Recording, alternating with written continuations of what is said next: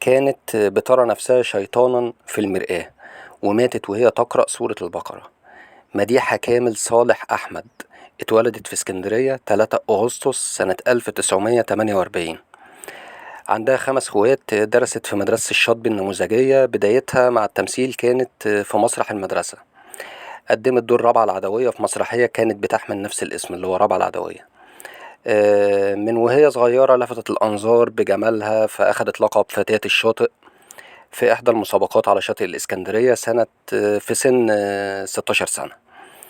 اتحطت صورتها على غلاف مجلة الكواكب، وبعد نشر بقى الصورة بتاعتها جالها عروض كتير جدا للتمثيل، لكن والدها خاف عليها من الوسط الفني فرفض.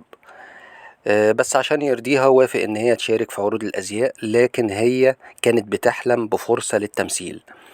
راحت القاهرة سنة 1962، وكان الحل إنها توافق على الجواز من رجل الأعمال محمود الريس صديق والدها، اللي وعدها بتحقيق حلمها وإنه هيخليها تمثل. وفعلا اتجوزته وهي في ثانوي، وعملت أول أعمالها. كانت بدايتها أدوار بقى صغيرة زي مسلسل نحن لا نرى بعيون الآخرين، ومسلسل إذاعي تاني وعاشت بين أصابعه. اكتشفها المخرج أحمد ضياء الدين وقدمها في فيلم فتاة شاذة سنة 1964. بعد إنجاب بقى بنتها الوحيدة مرهان، اتطلقت من جوزها محمود الريس. أخدت دور البطولة قدام فريد شوقي في فيلم 30 يوم في السجن أواخر الستينات. وأول بطولة مطلقة ليها كان مع المخرج كمال الشيخ في فيلم الصعود إلى الهاوية مع الفنان محمود ياسين. بعدها انطلقت بقى بالعديد من الأعمال، واتجوزت من المخرج شريف حمودة، وبعد كده انفصلت عنه. واتجوزت بعد كده المحامي جلال الديب. جالها مرض بقى بالقلب سنة 1975، ودي كانت بداية معاناتها مع المرض. ولما كانت بتصور مشاهدها في مسلسل الأفعى، جالها جلطة.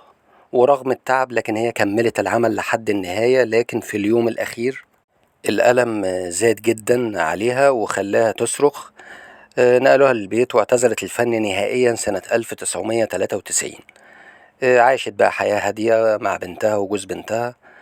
وقابلت حتى إصابتها بمرض سرطان الثدي بصبر وإيمان، وفضلت تعاني في أيامها الأخيرة. لكن كانت دايما بتدعي ربنا في صلاتها إن هي تموت في شهر رمضان، وإنها تموت في سريرها يعني في بيتها. كان آخر أفلامها بوابة إبليس اللي أتلفت بعض مشاهده بعد اعتزالها، وتم إعادة تمثيل بقى تلك المشاهد عن طريق دوبليرة.